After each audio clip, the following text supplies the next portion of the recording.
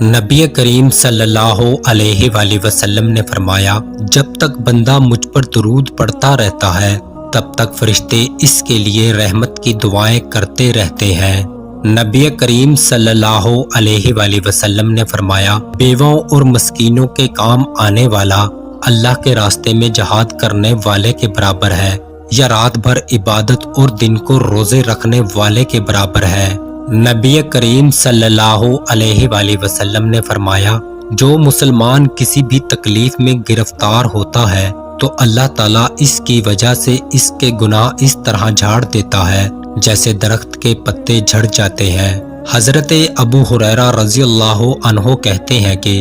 رسول اللہ صلی اللہ علیہ وآلہ وسلم نے فرمایا، جو شخص مرنے کے بعد وراثت میں قرآن مجید چھوڑ گیا، کوئی مسجد بنا گیا، یا مسافروں کے لیے کوئی مسافر خانہ بنوا گیا، یا کوئی نہر جاری کر گیا، یا زندگی اور صحت و تندرستی کی حالت میں اپنے مال سے کوئی صدقہ نکال گیا، تو اس کا ثواب اس کے مرنے کے بعد بھی اسے ملتا رہے گا۔ نبی کریم صلی اللہ علیہ وآلہ وسلم نے فرمایا، اللہ تعالیٰ فرماتا ہے، اے میرے بندو، تم دن رات گناہ کرتے ہو اور میں تمام گناہوں کو معاف کرتا ہوں، لہٰذا مجھ سے بخشش طلب کرو، میں تمہیں بخش دوں گا۔ حضرت ابو امامہ رضی اللہ تعالیٰ عنہ سے روایت ہے،